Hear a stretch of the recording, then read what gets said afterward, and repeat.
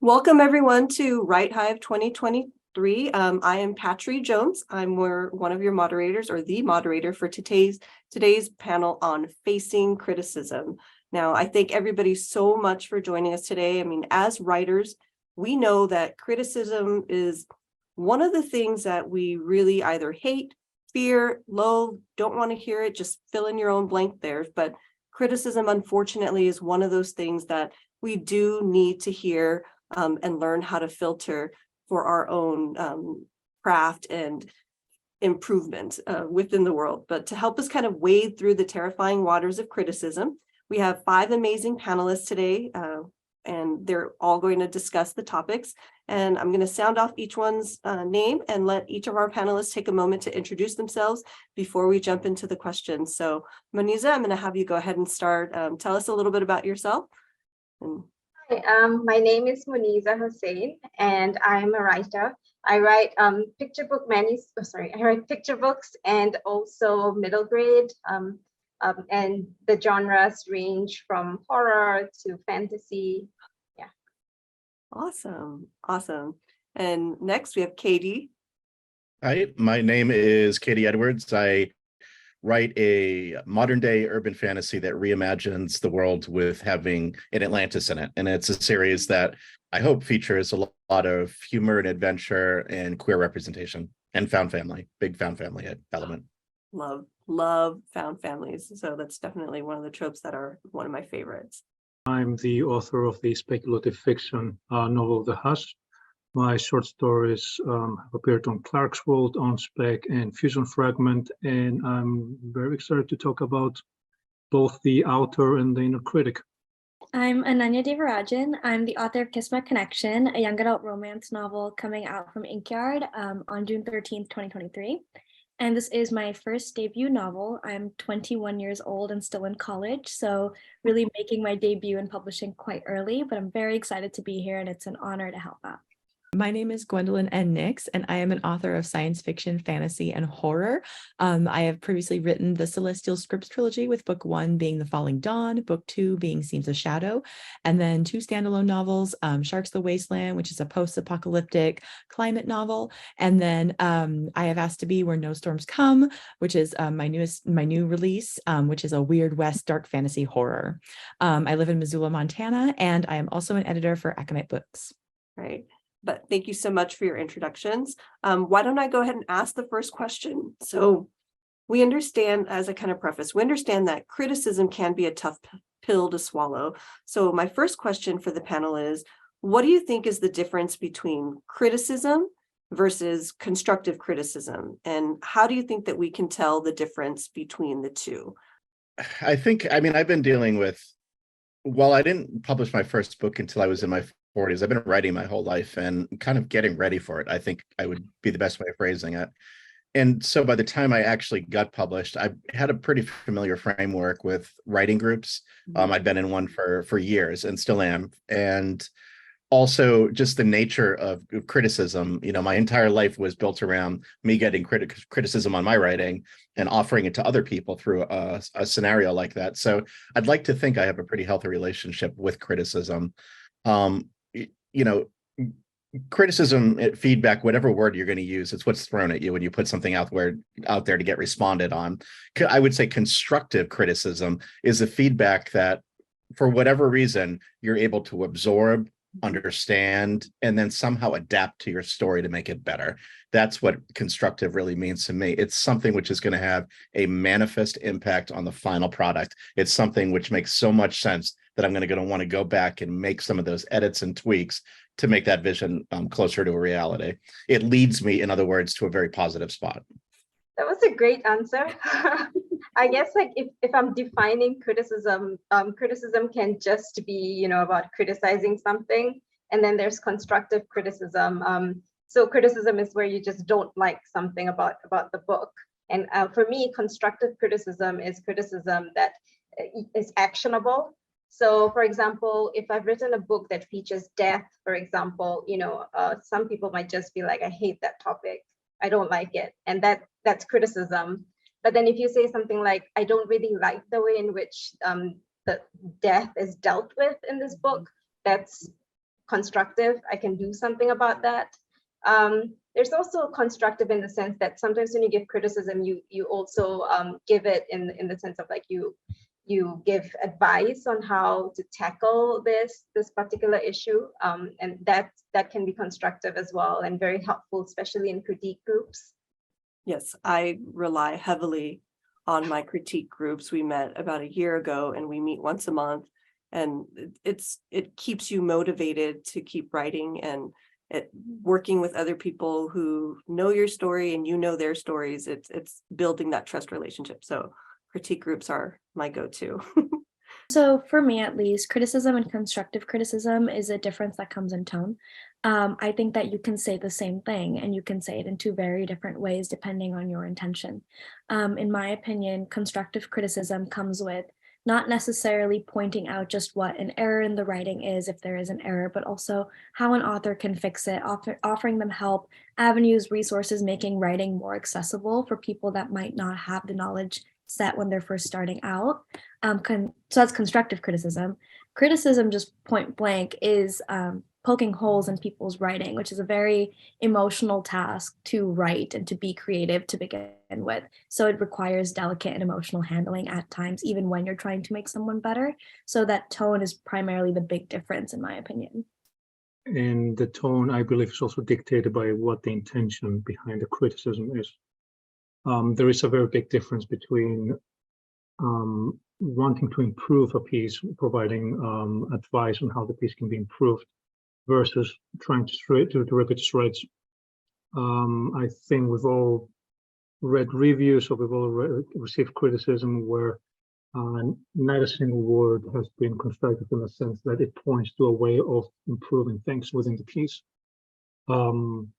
Which is very unfortunate, but obviously we don't really have control over people's intentions. We put the work out there, and whether or not a review points out something that it's just simply didn't like, or whether or not a beta reader simply says that they don't like it without following up on that, that's not particularly useful.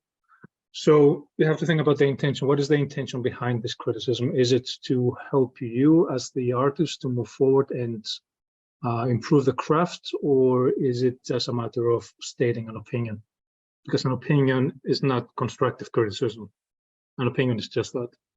Criticism in any form is really difficult, obviously. How I think of constructive criticism differs from actual criticism has to do a lot with tone.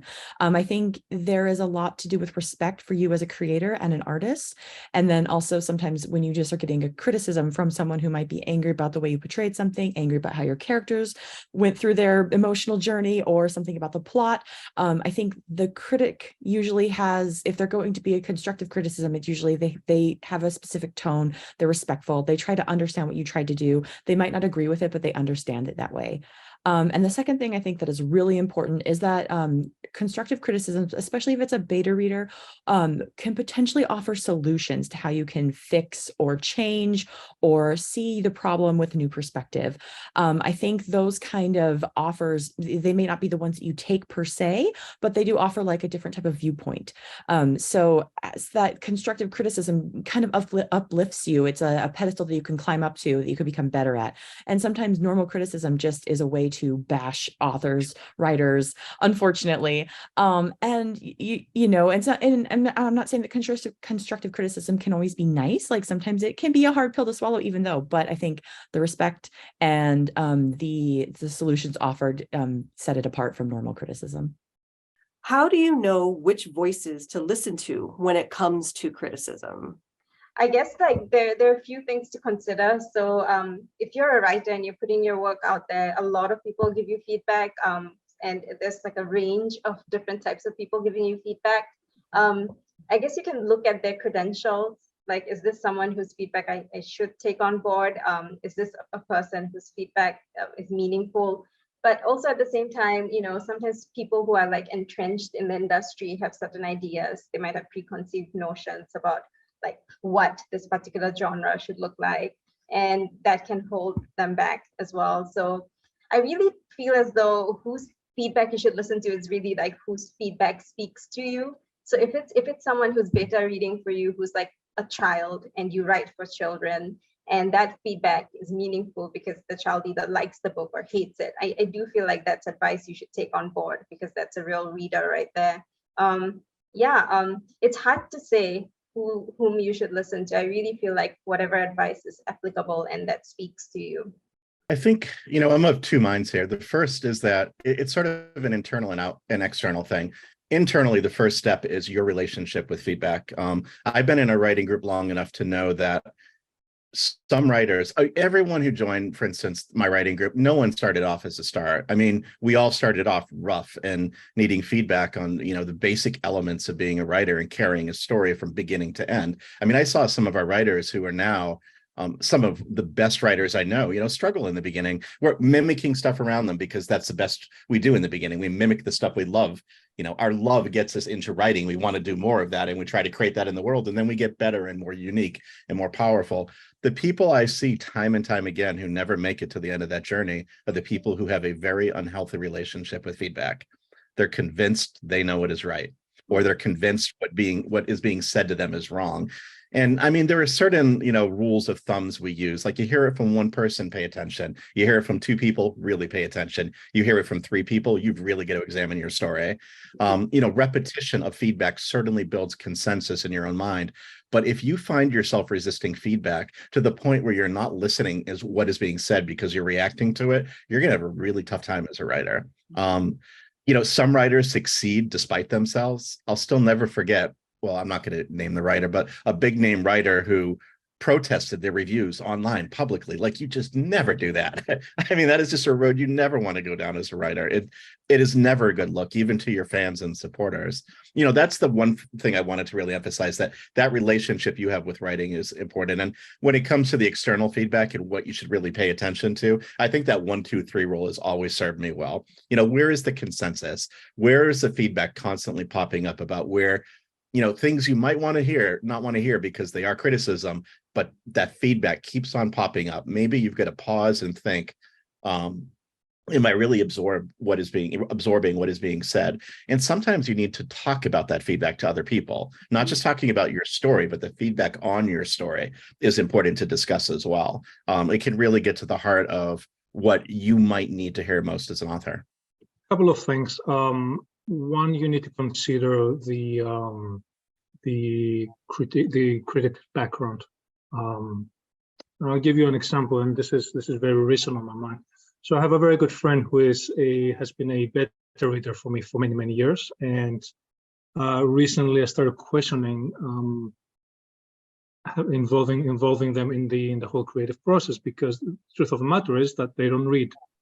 When they do read, they don't read the kind of stories that I'm writing. So regardless of their attention, is it criticism that can actually help me? Would I, making a painting, would I go out to somebody who knows nothing about painting and ask for criticism? They might be able to say, well, this looks like a nice painting, or this doesn't look like a particularly good painting, but how is that helping me?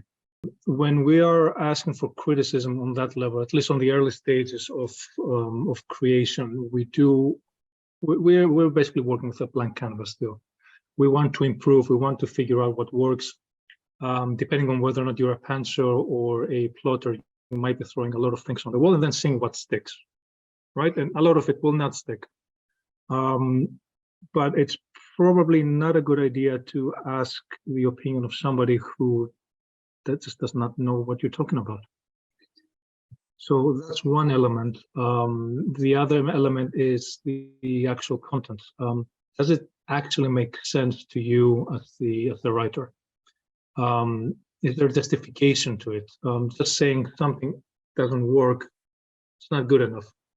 Saying that something doesn't work because of X, Y, Z, and this is how, in their opinion, you can improve upon it. That's very different. That is where we're going into constructive criticism territory as opposed to an opinion. And this needs to be assessed on a case-by-case basis by the writer. The writer needs to receive that criticism and think, hang on a second, does this actually make sense given what I'm trying to achieve? And another thing to keep in mind is your intention as the writer. you might be having certain intentions, which might not necessarily deal with the intentions that a critic perceives. Voices to listen to. I started writing when I was 16 on Wattpad, which is, for anyone who doesn't know, this online writing platform where anyone on the internet can come and read your story, which means anyone on the internet can come and comment on your story. And I was 16, I just taught myself how to write. I'm still figuring out a lot of these basic conventions, how to target a market, how to write to an audience that's engaged. And oftentimes I would be getting a lot of voices from readers that taught me a lot in terms of how to make my creativity marketable. And I think that's an angle of editing and critique that maybe is not helpful in the beginning, because I really don't think we should be thinking to the market when we write books. That's where you lose creativity, you lose the spark, you lose the passion. But that kind of audience and that voice is very, very helpful once you've got the actual book down. And then it's a matter, if you do want more like large market commercial success, thinking about how to use those voices to your benefit so that you are taking the same book that you had before, but tailoring it in a way that makes it accessible with an intent that matches with someone else's intent. So I learned that from Wattpad. But in terms of drafting and revising and what voices to use at that point in the writing process, I'm a big believer of keeping your circle small. I think that when you write a book, your voice is what makes it unique. And that's why we can have so many iterations of the same story and still sell. So when we involve 10, 15 people's voices into critiquing our book, I argue that we lose our unique voice. I argue that we start to sound too much like the market, and we start losing all that unique factors that could get us far in this industry. So in my opinion, I have 5 critique partners that I've had since I was 17. They're all from different genres as well, and I do highly recommend that. So I write romance, and my closest critique partners, one is in fantasy, one is in science fiction, one is in romance, and one is in contemporary. And I think that each of these authors, because they're so profoundly talented in their specific genres, have very specific talents. So my science fiction fantasy friends are great at making sure that my world building, even in a romantic context, is strong, that no one can poke holes in my plot and my pacing. And my contemporary critique partners are great at making sure my characterization is strong, that even if the plot is strong, you're enjoying the characters as well. So I think that I don't have a lot of people outside of my publishing team and outside of those 5 critique partners whose voices I really rely on, but I picked a diverse group of people with a diverse set of experiences and backgrounds in writing so that my writing takes the best from everything that they can offer. And then when I take their critique, I also know it's in good faith because they are writers themselves and they understand how to deliver critique in a way that is not harmful, but is more helpful, especially as someone like me who's completely self-taught. There was a lot of trial and error in finding the right people to trust, but I think once you find them, like absolutely don't let them go. This one's really hard, right? Because sometimes when you get a bunch of critics saying the same thing over and over again, you might just want to like burn the world down. But I think that's always valuable to listen to. If you have the same problem coming up across the board, whether it is a constructive critic or one that is potentially a little bit harsher, and that problem still pops up constantly, it's something to keep to be like, oh, I should be aware of this. And why is that still coming up over and over and over again across the board? I also think it's important to listen to voices that you potentially trust and respect. I know not all the time that's the case, but if you value somebody else's work or you know them to be an editor of high regard, or maybe a friend who you really respect what they believe, it's always good to come to that, to come to, or to listen to them with an open mind and not always go, no, you're hurting me, don't talk to me anymore, I don't want to talk anymore. It's always really difficult, but I also think listening to the respect of the tone of if the critic has respect for you as a creator and an artist, also if they offer solutions, then that's someone who you could potentially reach out to or you could learn more from. Kind of jumping off of that conversation, the next question we have, it's interesting you mentioned reviews. So the next question is, when should you pay attention to reviews, whether they're good or bad? And how do you deal personally with bad or damaging reviews? I recently experienced this in a very intense way. I did the thing where everyone tells a debut author, don't look at your reviews, it'll only hurt your feelings. And then I was like, oh, I'm stronger than that, I can totally look at my reviews. And then it was a painful experience. I think that there is no way to handle someone looking at a book that you are so emotionally connected to. And whether we recognize it or not, art and creativity is an inherently emotional process, especially when you're trying to create something that ends up becoming a product for consumption. It's hard to disrupt your heart. That's a part of it. So these reviews started to feel less like a critique of my book and more like a critique of my personhood, a critique of my identity, a critique of the facets that went into writing this book. And I think that's what makes it so hurtful. I don't think these reviewers are saying anything bad at all. I think they have every right to voice their opinion about the books that they read. But I think that as artists, we have to make sure to cut that tie between who we are and the book that we wrote. So that's personally my way of dealing with maybe more difficult reviews. I take time for myself. I have now blocked Goodreads on all of my internet browsers. I don't trust myself not to look at it if I don't block it. But I also think over a period of time, you become secure with the fact that your book is your book and people are not going to like it.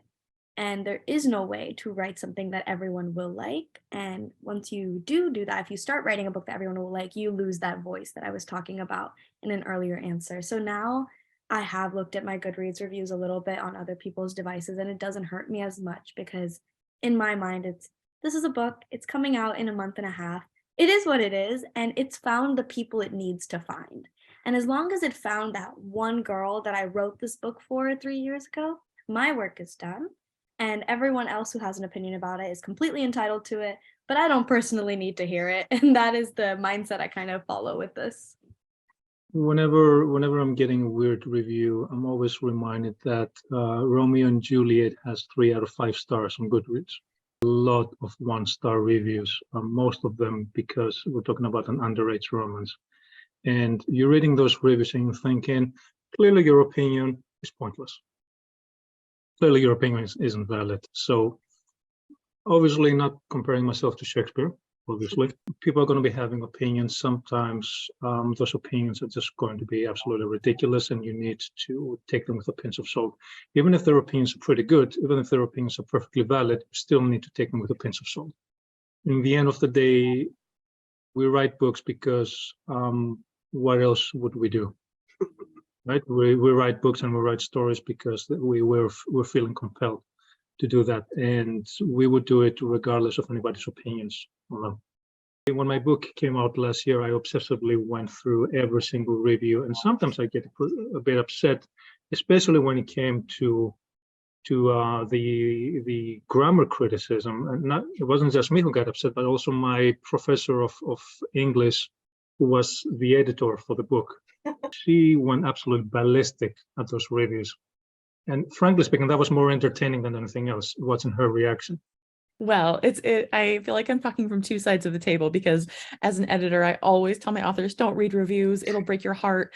Like, don't read the reviews, stay far away from them. Like, just live in your bubble of happy creativity and imagination. Don't go looking. But at the same time, as an author, I can't stop myself from looking at bad reviews or any type of review in general. It's a terrible sickness.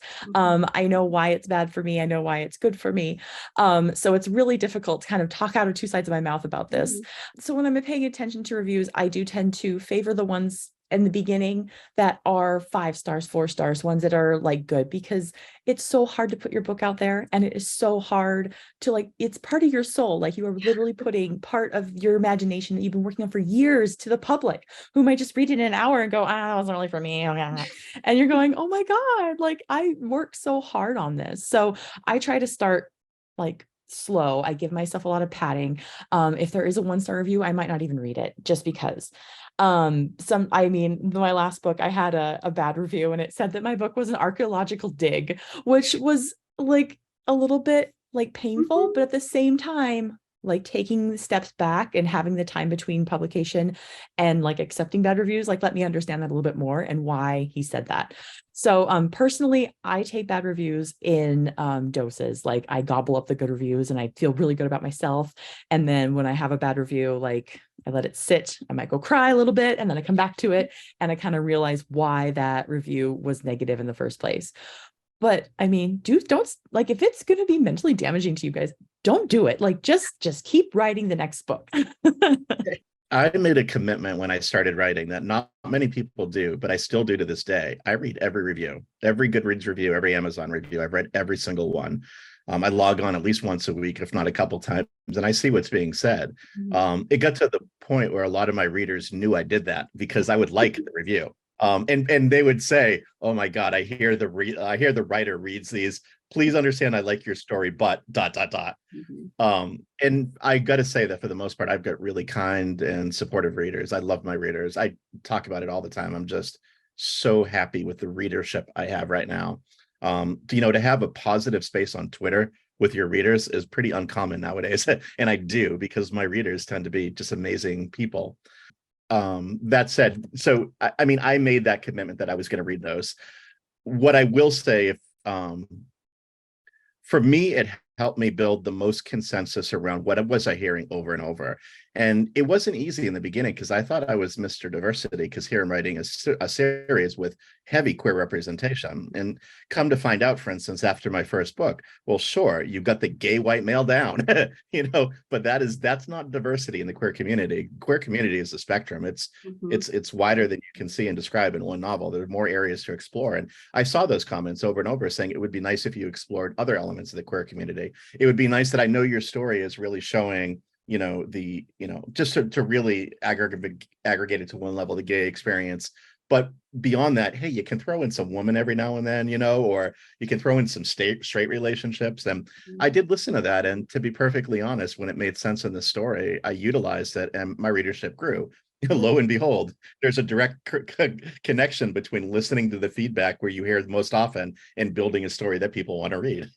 Well, I haven't actually published anything yet. At least nothing's come out yet. So I haven't had the opportunity of testing myself on this, but I have the opposite resolve, which is that I fully intend to stay out of reviewer spaces, especially spaces where the readers are commenting.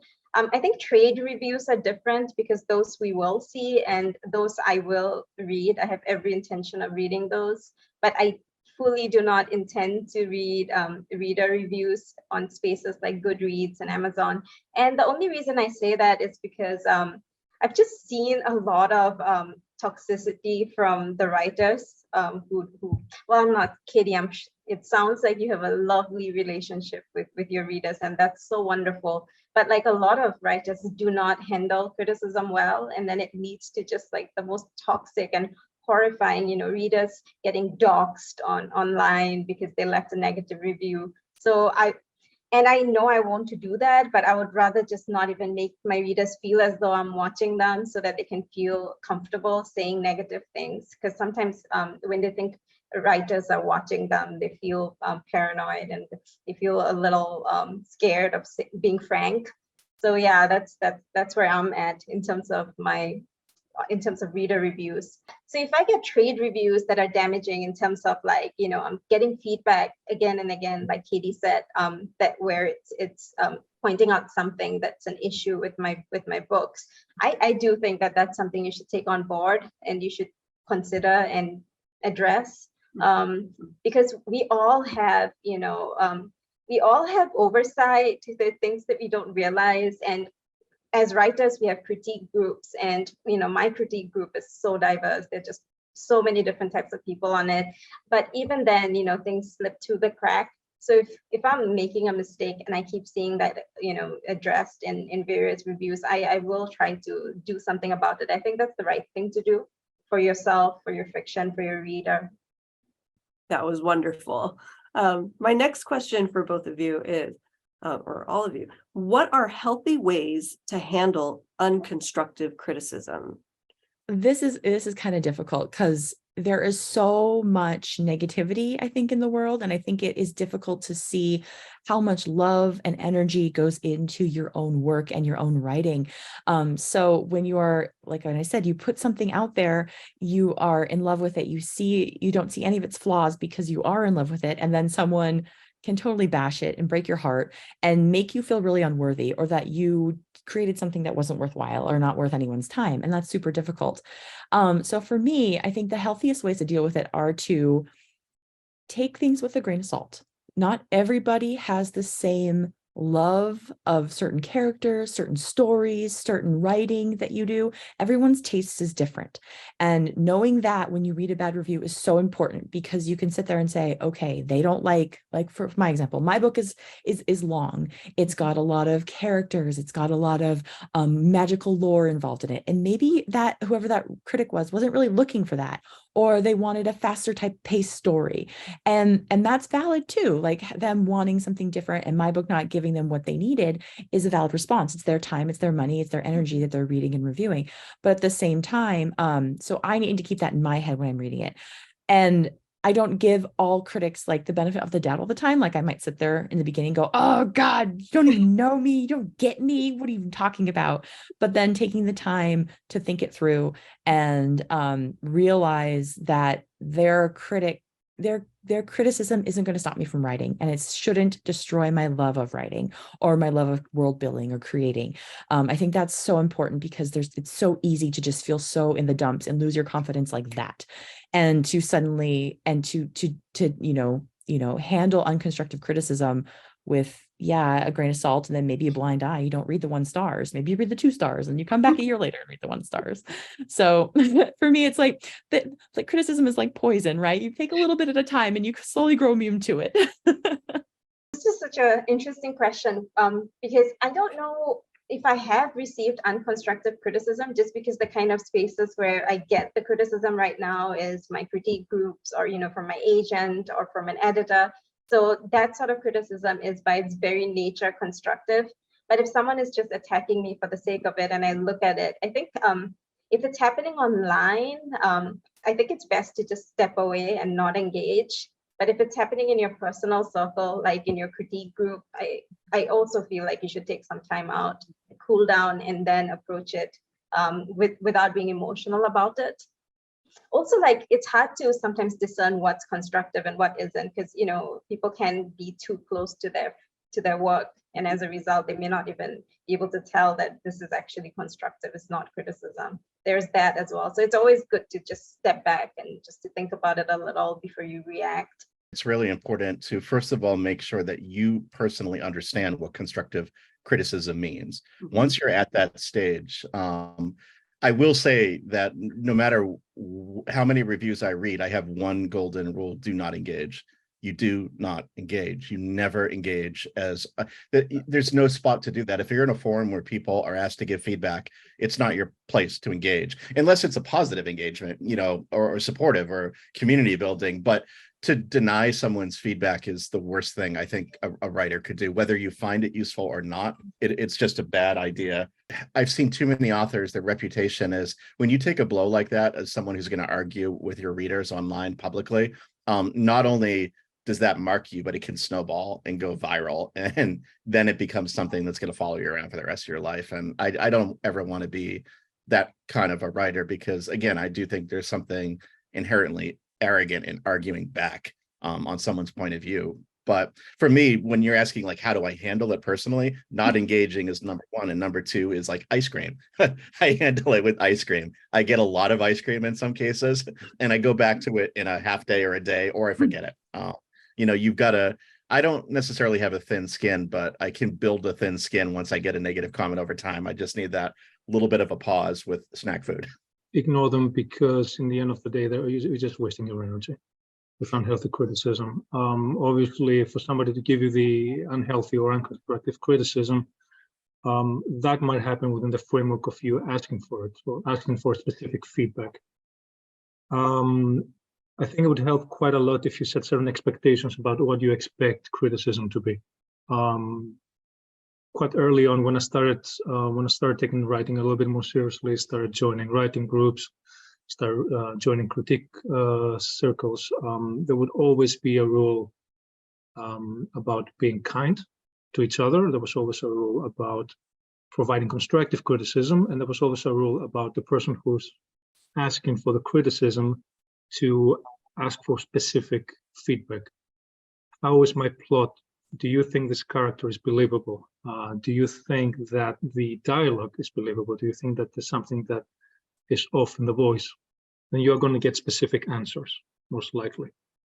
And whether or not somebody has bad intentions, they will be forced down that line of thinking. it's far less likely that you will get something that's unconstructive. And if somebody veers beyond those questions, then simply just ignore them, because obviously they're not paying attention.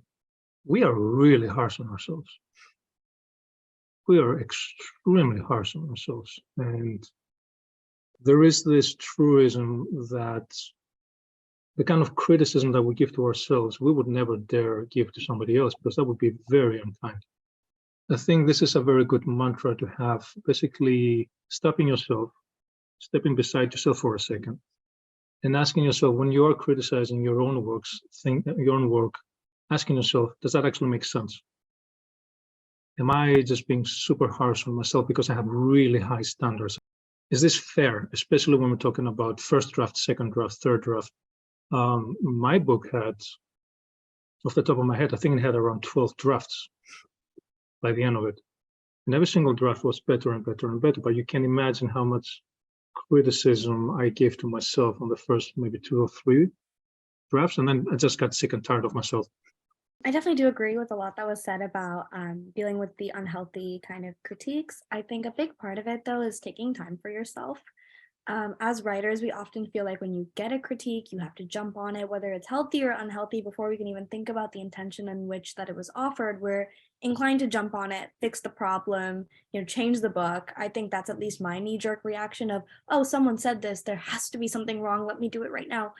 That's not always the best option, because it does not give you time to reflect on why was that comment said, in what context was that comment said. And as the author, you're also allowed to say no to critique. And I think we forget when we invite people in to critique our writing that we are not inviting them to write our book or to change our book. We're inviting them to give us options on how we can better write our book. And at the end of the day, they're just options. If something does not resonate with you, you don't have to take it. In order to find out if something doesn't resonate with you, though, you have to give yourself time to sit with it. So that's tend to be how I deal with unhealthy critiquing. I also set a lot of boundaries when I work with my critique partners, and this was set, years in advance. So I've been with my critique partners for 5 years now, and in the beginning, we made it very clear, like on a scale of 1 to 5, with 5 being absolutely rip it to shreds, and 1 being I need the sweetness, like everything possible has to be filtered through like candy. How do you want me to critique your writing? And that number changes depending on what I'm giving to someone and what stage of the writing process I'm at. So I'm typically a number 5. I like when people absolutely rip my book to shreds so I can make it better. But there are times when imposter syndrome kicks in and I have to tell my critique partners, I needed 1, or I need a 2, or I need you to just tell me, maybe this can be better, but I see the spark and I see the potential. That's all they need to keep going. But I think having those conversations with your critique partners would also avoid the need for you to have to deal with unhealthy coping mechanisms or unhealthy critique and the coping mechanisms associated with that. But once you do get that unhealthy critique, because that's going to happen regardless, it's happened to me. The first critique I ever got was that it looked like I didn't know how to speak English by the way that I wrote. And I think when you're 17 and you're a person of color and you're hearing that is quite damaging. But I remember just people in higher places and higher positions of power in publishing telling me at the time that, that's a reflection of someone else. That's not a reflection of you. And you're working hard and you're doing your best. So you have the right to say no, and you have the right to choose who you allow to read your writing. And I think as long as you are listening to your gut feeling and reflecting on that, you will be okay. How do you digest valid criticism when you're not really ready to hear it yet? Sometimes you have to be ready for it. I do know that. I know myself and my moods well enough to know what will trigger a bad mood or what will make a bad mood worse, or what mood is so good that I'm bulletproof and I can read a review like that. And, again, I am pretty lucky that for the most part, readers say a lot of really nice things about me. So for every bad review, there's usually, I'm reading a couple of good reviews that are really balancing it out in a really nice way. But I do know that I have to be in the right headspace to read reviews, because the last thing I want to do is, it's great when you're reading positive reviews and it feels like motivation and momentum and it builds in you, and all I want to do is sit down and write a little bit more. But harsh reviews can knock you off your stride, and the last thing you want to do is sit in front of a keyboard and create more. You want to go find the snack food and the ice cream. So knowing when I'm ready to read reviews is one of my tricks. I try to time it pretty carefully.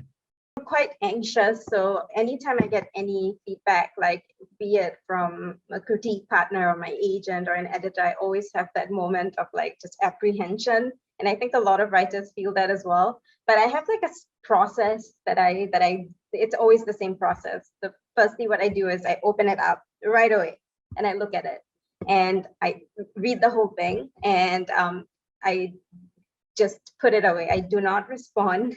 I do not address. I just put it away and I let myself digest whatever the feedback was.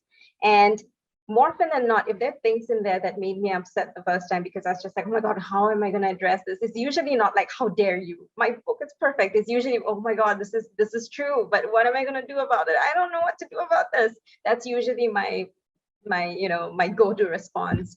I found that if I sit on it for a while, like 2 or 3 days, I usually work around to figuring out how to address the issue. And then I respond like, oh, this is such a great, I'm gonna figure this out and respond to it. And then I find a way to incorporate it into my editing process.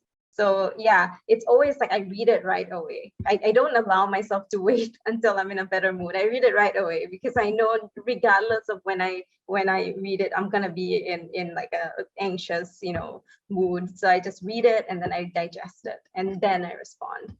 Yeah. Going to sound like a broken record, and I'm going to say give yourself time again, but in context. So valid criticism that you're not ready to hear yet. I did not experience that before I got my book deal. Before I got my book deal, my criticism came when I asked for it. When I went to my critique partner, I said, here's draft number 3. You're going to get something back to me in 2 months. And that's exactly how it happened. So you've mentally prepared for 2 months. In publishing, you don't necessarily know how your editor critiques. You don't know how your agent is going to respond to things until you've been around the block with them 1 or 2 times. And that's a relationship that gets built over time. So I remember the first edit letter I got, it was so sweet and it was so kind, but it was also 7 pages of critical feedback that looked like it was going to require a total rewrite after I got my book deal, after everyone told me, oh, no, you're good, you're at the finish line. And then suddenly I'm sitting here and I'm being told, maybe your book would be better if you like took it apart like a Jenga block and like put all the puzzle pieces together a year out from publication. So I remember what I did was, 1, confiding in the people that you care about, the people that you trust to hear your emotions related to publishing and not judge you. So I cried a lot and I was like, oh, they bought my book, but they hated it apparently. And it was, they don't actually like know what my book is. They want to change everything about it. Those emotions are so valid. So get them off your chest. It will help you be a better writer and look at your writing with a more critical eye once you're not speaking from a place of emotion. I think that when you get critique, a big part of realizing it is that someone is pointing out a problem in your writing, but they're not telling you how to solve it. That's your job. And you can solve it however you want. Probably the same thing as Ananya. Park it for the time being. But on top of that, do remind yourself that your text is not precious. And when we're talking about constructive criticism, when we're talking about good criticism, this can only lead to a better text. This can only lead to a better book, to a better story. So it is really in your best interest to have a look at it. If you don't feel ready for it, by all means, we're not exactly curing cancer, right? We're not on time schedule. Obviously, we do want our work to be out there. We do want it to be read. But if a book goes out before it's ready, it's always going to be bad. If a book gets delayed, but goes out in a much improved form, this is what people will remember. So it does pay taking your time when necessary to sit back, digest and metabolize the criticism, and then say, right, okay, so how do we make my baby better? Because in the end of the day, this is what it all boils down to. It boils down to having a better piece of art, as opposed to hurting your feelings. For me, I found in my own writing and then sometimes working with other authors that an author has to fall out of love with their work. You write a book, you put your heart and soul into it, and you love it. You love everything about it so much that you are blind to its flaws. And so sometimes when I send it off to a beta reader, or if I send it off to my editor, I will try to let it have some time to cool down, like have like depending on what your timeline is, I have no idea, but a month or a week or a couple weeks to just like put it away and then come back to it. And then you kind of have to fall out of love with it a bit. And so that's like a one solution I always have, but especially if you're still in love with it and you have to deal with that kind of constructive criticism, it's always good to like think about it in a different way. Like why does this plot not work? And if you're sitting there validating the character's response, well, they're doing this, they're doing this, they're doing this, those motivations aren't coming through in the work. Like, what is it about it that's not coming through that the critic is understanding and clinging to and saying this doesn't make any sense? And then I think through those love brambles, you'll be able to actually see what the issues are and be able to accept that it might take more work than you had anticipated, that it's not at the most polished format that you're ready for. I think a lot of criticism is, you just have to accept it. You have to figure out where it's going to work for you and how is it going to benefit the work overall. Do you guys think that there's a correct way to react to criticism? Meaning, should the reaction be different if it's valid criticism versus a critique or criticism that you think is made in bad faith? This might be a little controversial, but if it's bad faith and it's being made online, I don't think you should do anything about it. I know that if someone is attacking you online with bad faith criticism, the impulse to just go online and address it right away it's very hard to resist. Mm-hmm. But I personally would just log out of all my social media accounts, get someone I trust to change the password and just stay offline until it blows over, because you'd just be adding fuel to the fire if someone is attacking you and it's in bad faith. If it is in good faith and it is a valid criticism, I do think that we owe it to our readers to acknowledge, that we have seen the criticism and also that we are thinking about it and we're dealing with it. I do think that that's the right thing to do. It's the hard thing to do, but it's the right thing to do. I struggle with that a bit. It depends on where the criticism comes from. If it's like online, a comment or a review, the answer is no, do not engage.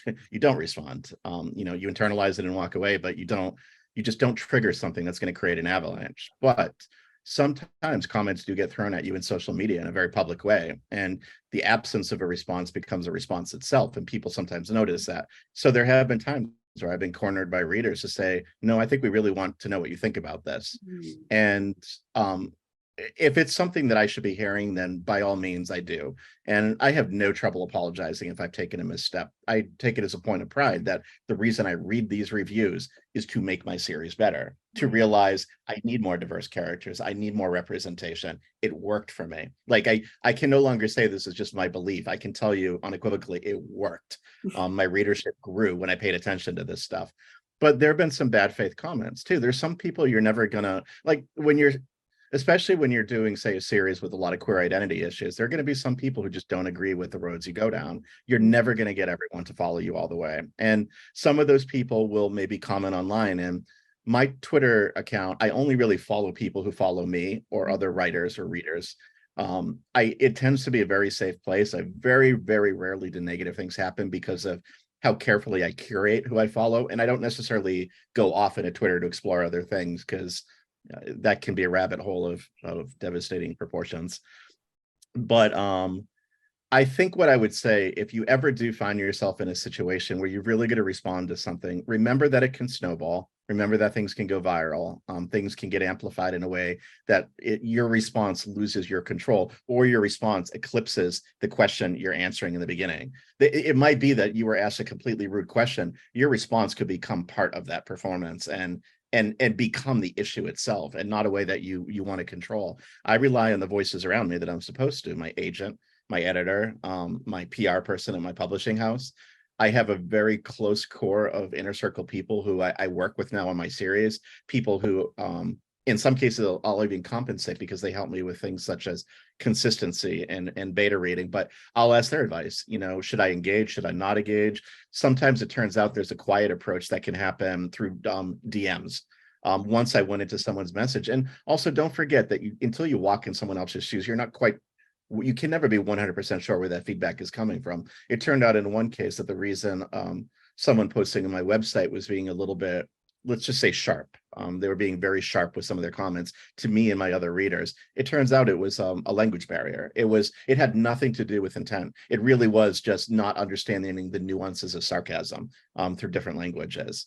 So, it would turn out to be a good thing to approach that quietly through DMs. But the biggest thing I'd say there, and I can't stress this enough, just be very careful with how you respond, because it lives after you. You can't snatch back what you say once it's out there. You take the time and think, walk away, take a deep breath, talk to the people whose voices you trust, and ask yourself honestly, is this really a situation where I need to engage, or is there a quiet way of resolving it? I honestly don't have the sort of energy to deal with negative criticism. I don't have that sort of energy, and more power to those who do. But I got books to write, I got stories to write and read. They're not going to write themselves. So instead of wasting my energy, I'm just going to ignore that. I'm going to ignore that. I'm going to take what is useful, and I'm going to improve my work. Everybody else is just noise.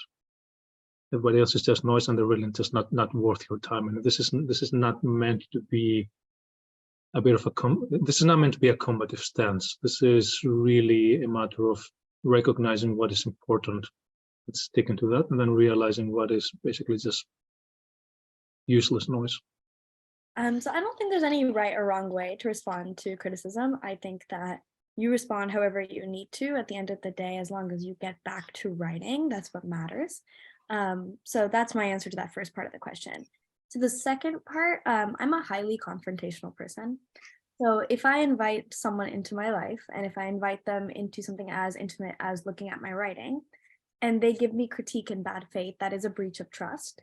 And if I do see that person still, having an influence in my life, or I still want them to be there, I want to give them another chance, I have no problem, and I see no problem in asserting your boundaries and letting them know, maybe this came across this way. That is not maybe how you intended it, but that is how I took it, and it's harmful. You either have the opportunity to change, or I will not be sending writing to you again in the future.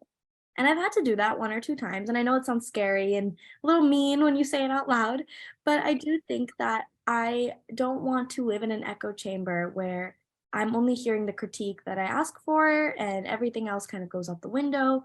I do believe that sometimes when people give critique in bad faith, they are not necessarily trying to, but it's coming from biases on their end, insecurities with their own writing, perhaps.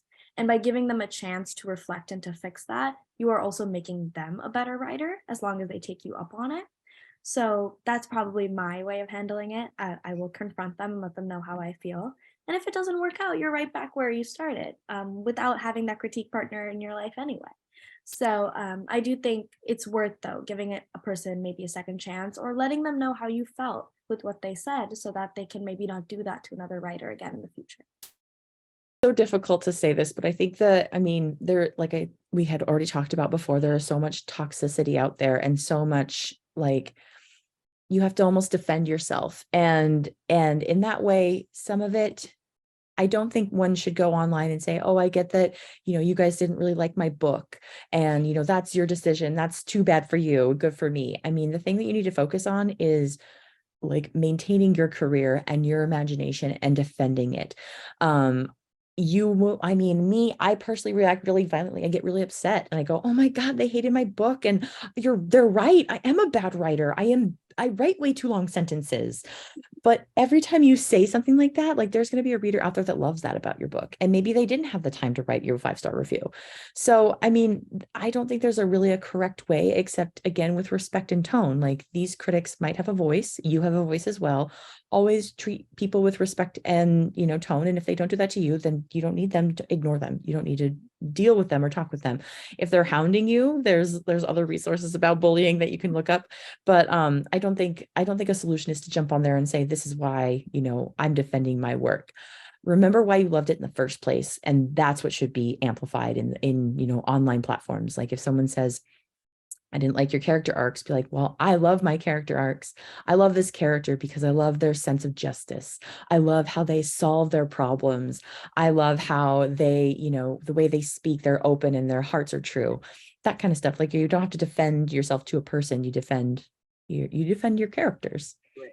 What do you think are good ways to ask for constructive criticism? So I think being honest is a big part, being highly communicative is a big part, and maybe even offering a set of guidelines or questions that you want them to be able to answer by the end of reading whatever piece of writing you gave them. So when I ask for healthy and helpful critique, oftentimes I don't ask for critique until the book is done. I find that when I have extra voices in my head while drafting, the imposter syndrome gets louder and then I don't finish what I need to finish.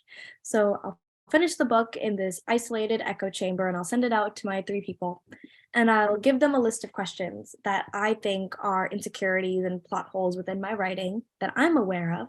And then I give them an open question where they can say whatever they want to say in addition to what I'm already seeing is wrong. And I'll also accompany that with, these are my expectations. This is the first draft. So please do not comment on sentence structure. Please do not comment on word choice. I don't need to hear that right now because the whole paragraph changes, the whole chapter changes, that all that hard work goes to nothing. So, set those expectations in advance and maybe even tailor it in a certain way so that you're getting answers to specific questions that you're already throwing out in the air. And then I think you're going to have a much more efficient critiquing process. Ask for specific feedback. Be very specific about what you're looking for. And for the love of God, please ask people not to critique on your spelling because that's always going to change. This is always going to, spelling mistakes are always going to be there. Grammar mistakes will always be there. There is no point wasting time dealing with those. As long as you're targeted, as long as you know what you're asking for and you don't leave it open-ended, you will get decent feedback. That's just how it is because you set the parameters, you set the framework, and you set the expectations for how the feedback will come back to you. Usually, if you hire an editor, that should be known. I would say, but I think a good way to ask for constructive criticism is potentially raising issues the book has and asking for solutions. So say I really struggled with the romance between these 2 characters. I wanted it to be a slow burn. It felt way too fast for me. I'd love to hear what you think. So you kind of pinpoint some problems that might come out of the work or that critics might pinpoint when you're going through a beta reader or working with an editor, and then they can keep an eye out for it. And they know that there's issues that had to be had and that you're looking for suggestions.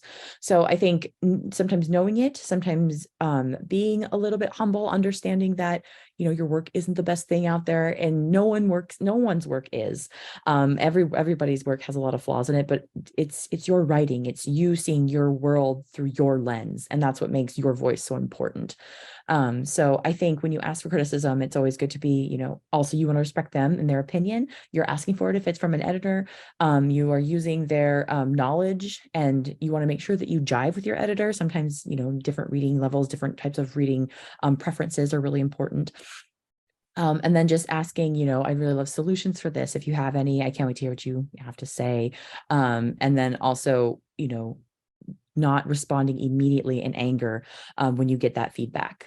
When I'm asking for constructive criticism, I'm asking my critique group, and the way in which I tend to do it is I will point out like what part of the manuscript I'm interested in fixing, because by this point, by the time I share it with them, usually it's been through other people as well.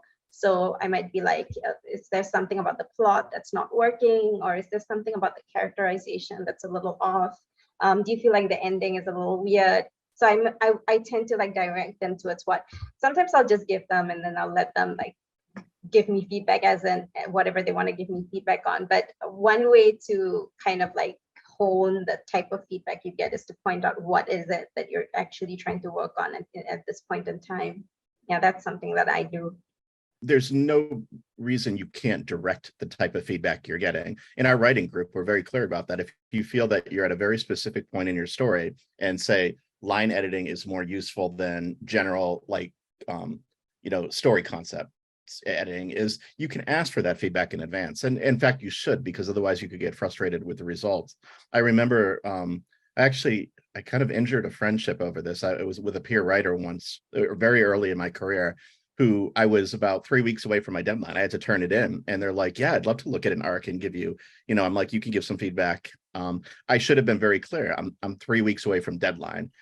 What you come back with, I can't rewrite the novel. Mhm. So the feedback needs to be tailored against what's really possible for me to accomplish with the time I have left. And I didn't say that. And they came back with some stuff that would have involved multiple chapter rewrites that, regardless of whether I agreed with it or not, it was just not happening. There's no time to do it. I mean, it's just, at some point, the enemy of done is perfect, or whatever they say. Like, you can't keep on pushing something off and making it better. You've got to stop at some point.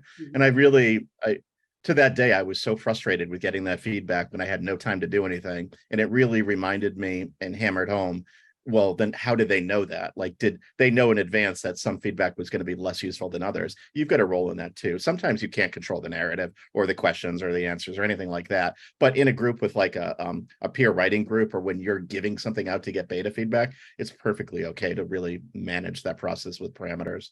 What are your best tricks to not take criticism too personally?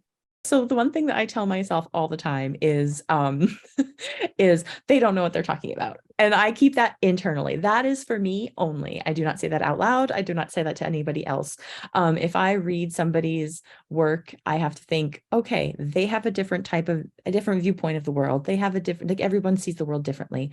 Their words are valid in some ways. Like, maybe, like I said before, maybe they're not really interested in a weird West dark fantasy. Maybe they don't like long prose, and that's their preference. Everyone is entitled to their preference of art, and maybe mine just doesn't match it, and that's okay. I always think, for every person that doesn't like my work, there's got to be 10 people out there. I could be the juiciest peach in the whole orchard, and someone's not going to like peaches. So I think that to myself all the time. And I also think about there's no one else's voice out there like mine. Like, I see the world through a specific lens. No one else sees it that way. And my voice is valuable because I feel like protecting and defending your creativity is so important. The world can wear you down, and you do not want to let that wear down your art, your abilities. You don't want to burn out in any way. So try not to think of it too personally. You do go ahead and have a cry, like, feel like crap for a couple days, and then think about it again. Like, okay, if they said my book is an archaeological dig, like, that really hurt my feelings. But at the same time, it is a long book. It does have a lot of lengthy words in it. There are a lot of characters. There's a point there. But then that's a book that I would have eaten up if I had found it on the shelves. So I always think, like, understanding variability, and then knowing that critic has value too, and knowing that we're, mutual respect across the board. I snack. I already told you, ice cream, snack food. Just, making sure I'm in the right space before I'm reading reviews. Those are all of my tricks. I think every writer, this is something I want to be clear about too. No one's giving any answers to everyone here, because every writer approaches feedback differently, and your limits emotionally of what you're in for when you sit in that position and ask for feedback. Just be aware of it. Know yourself, know your limits, know what's going to send you spiraling, or what's going to make you, feel jubilation, whatever it might be. You can control that process to a certain extent, but developing those tricks is important. Really, if you want to advance as a writer and get better and get sharper, even after you're published, it doesn't stop with publication. That's just the beginning of getting better, if anything.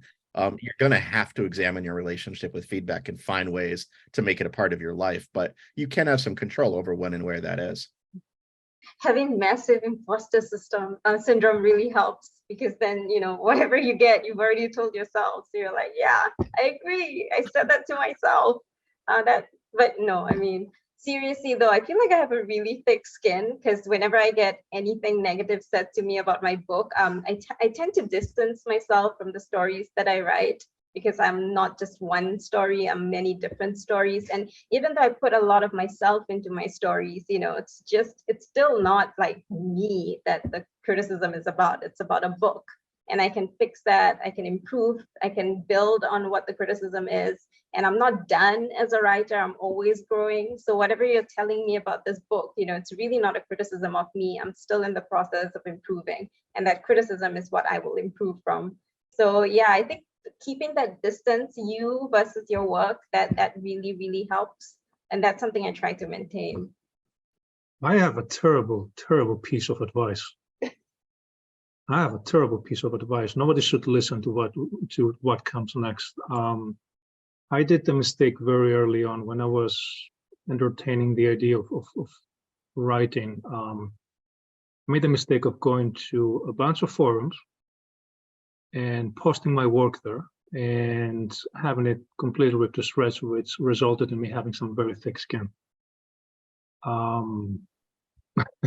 It's a weird kind of situation where you write something that you very lovingly craft, and it has a whole bunch of layers of subtext and metaphor and beautiful prose, and then you put it out there, and then a 15-year-old from Kansas just completely shreds it to pieces. Not a good way to build a certain amount of tolerance. But this is what happened. So very early on, I became very comfortable with rejection. I would be sending out stories, rejections would come in, and it would literally be a checklist on my mind and on my Excel sheet. And then I would just keep moving. So I guess the only positive thing to take from this long-winded story is that you need to keep moving. You cannot be held back mentally. What is your goal? Keep asking yourself, what is the goal here? What is the target? The target is you get your baby in front of other people's eyes. You touch other people. You get your point or your message across. And you should always work with that in mind. It doesn't matter if the setbacks, keep moving, keep pushing. Somebody will recognize it. So just ignore the naysayers, keep improving, keep getting better. If possible, develop some thick skin preferably not by going into forums. And keep in mind that if you take the numbers alone, it's a very, very low probability industry. I think I read somewhere that the probability of a book being published is something like 0.5%. So I don't know how they came up with that number. I'm assuming this to mean that if you send the book out to 200 agents or publishers, maybe one of them will bite. But we're working in a very difficult environment. So keep that in mind and don't get disappointed, because it is going to be difficult, but it's also doable. I also made the mistake of posting my writing on a very public platform and being ripped to shreds constantly. And I think that makes you develop such a form of thick skin that you stop seeing your book as a baby and as something that can be made into something better. And I think when you view it in that way, criticism stops feeling like an attack on you and more like an attack on something that needs to grow. And it's a challenge to overcome. And I think that's a healthier way to look at it. But I will say a really good way to maybe, handle criticism if you haven't had that really weird experience of strangers on the internet targeting you. I do think it's a matter of remembering why you wrote the book. No one writes a book for the sake of just saying, oh, I want to make money. I don't think if we wanted to make money, we would be here of all places waiting years and years and years to write a book. There are better ways to make money. So for me, my why statement was, I'm writing this book because I grew up and I did not see Indian Americans falling in love with Indian Americans. And I want a 6-year-old girl to be able to open a book, whether that's mine, whether that's the younger one. I want to see them and know that they have my book when they grow up and they can see that kind of love story. So when you get critique and the critique just doesn't understand your why statement, or the critique comes from a place of privilege where maybe they never felt the need to see 2 Indian Americans falling in love, or maybe they didn't really get why you were writing it. I always tell myself, well, did this book find that one girl who's going to read it and resonate with it? If so, your job is done. And you're always going to get critique from people who the book was not made for. And there will always be people that your book was not made for. So as long as you remember that it's going to find that 1 or 2 people, or maybe that group of people, maybe your audience is wider than just one person, power to you. But remembering that exists, that there are people out there that like your book for why you created it, it helps you kind of drown out the critique as more of, maybe you weren't necessarily the audience I had in mind for that book. You're okay. It's totally fine not to like it. but I don't necessarily need to be bent over the fact that you don't like it. And our last question is, how do each of you handle public criticism through social media? So we've kind of addressed it through the panel already with a lot of the questions, but what do you think it means for a writer? Like, what's a writer's personal responsibility to either defend or protect yourself in an environment that is notorious for a mob mentality? It's a hard one to answer if you've never been in the position. I've never been in the position where people have really targeted me online. I've seen some writers be in that position, and it's heartbreaking what they go through. I mean, to basically get on the radar of people, trolls, let's call it what it is. I mean, people who hide behind an anonymous login for the sole purpose of really attacking people online. You know, there's nothing constructive about it. They're attacking you because of your views. We've seen some writers who become permanent targets, and I just find that a staggering situation. I have such respect for how they handle it. The closest I've come to is a couple times where people have made rather inappropriate comments on my timeline. And if there's someone I don't know, it's easy enough to block them or mute it. That's not an issue. Every now and then it's from one of the readers who I've seen online on my account for quite a while, you know, years maybe. And you don't want to necessarily burn that relationship. You don't quite know what's happening unless you ask questions, but you don't want to trigger an avalanche of follow-up. So usually what I'll do in a case like that, I'll do one of two things. Either I'll send a direct message directly to the person and say, you know, I really do try to keep this a friendly space. And I felt like you deserved an answer, but I really didn't want to do it publicly. And sometimes that works very well. And the other answer, if I really need to, is I'll do a response and say, you know, I'm gonna decline the opportunity to address that comment. I don't think it's not really the thing I do. It's something that it doesn't make the person feel attacked back. Just in case there is, you know, the kernel of a real grievance there. You know, I'm not saying it's no one's completely a bad guy. No one's completely a good guy. There's some people who, you know, you want to try to preserve that reader, you know, the reader writer relationship with them without scaring them away from your product at all. But you've got to put a stop to something that can get out of hand on social media. But just for the love of God, ask the advice of people who've been through it before if you find yourself in that situation, because the wrong thing can have consequences. We've learned that. I mean, hopefully you've seen that before with other writers and even celebrities or whatever it might be. But there are a lot of people who have been through it from this point. So if you take a step back and take a deep breath and you look around, you're going to get a lot of feedback on the issue before you decide how you're going to commit your own response. Yeah, I agree with that. So I think it depends very much on the nature of whatever the criticism is. If it's valid criticism, you've received it and before, you keep receiving it and you're like, okay, yeah, this is an issue that I have. It's something that I have an oversight on my part. Then it's good to, I think, address that publicly so that your readers know that you're listening and that you're growing. But if it is something that is just like based on nothing and people are just coming after you because they hate you, you know, because you're brown or because you're queer, for that kind of reason, I do feel like it's best to just like step away and just to not even engage because they're trolls. I will repeat what I said before, which is to just give your social media accounts to someone you trust, a sibling or a partner, and then to just have them change the password and then just step away for however long you need to step away until it dies down. Usually these things die down in a day or two because these people get bored, right? And they move on. And if they're just trolls, they will move on. I have received a lot of hate online just because sometimes my posts will go viral. And then when that happens, even if it's the most innocuous post, like, you know, just about the most harmless little thing, like Lord of the Rings or whatever, you'll get like people who will just come in with like just horrendous like criticisms, like, oh, so you support the landed gentry? Yeah, just like the weirdest things, or you know, I've received like death threats because I said something that they misconstrued. I've done things like that. That has happened to me. Just ignore those people. That's the only way. You block and you move on. I have received some criticism on social media, not significant, but there was some, specifically I have in mind somebody who very clearly had not read the book, mainly because the book wasn't out yet.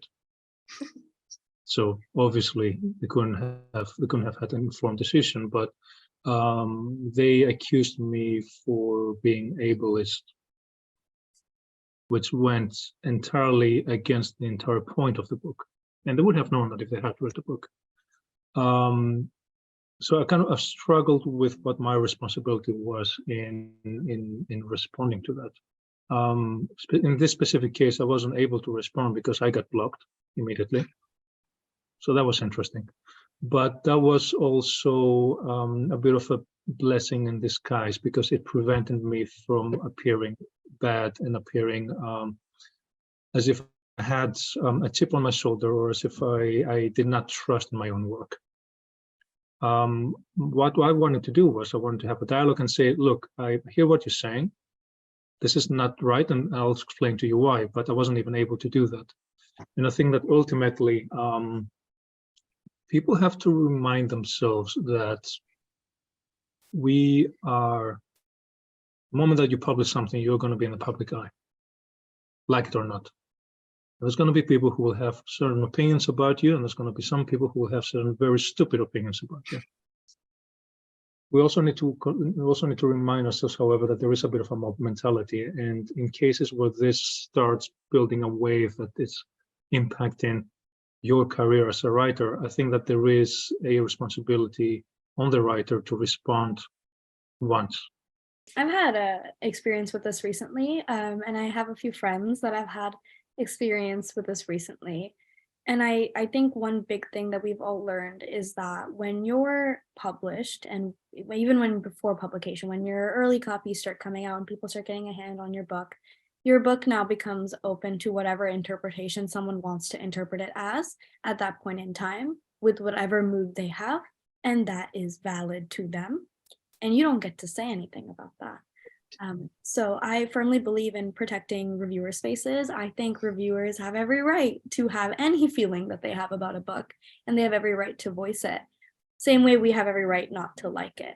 But that doesn't mean you go into their space and tell them that they're wrong, or tell them that they interpreted your book wrong, because that defeats the entire purpose of art. I think when it's an attack on your character, when people are on social media having that mob mentality over something about you or something that you did that didn't, wasn't actually true, I think then you definitely have every right to fight back. But in the way that Evan was saying of like, do it once, kind of that mentality of like, put out your statement, say, this is not true. Here's why it is not true. You are welcome to think it's still true if you want to, but this is me saying my piece. End of discussion. Move on from that. But I think that's reserved for cases where your character is being dragged through the mud.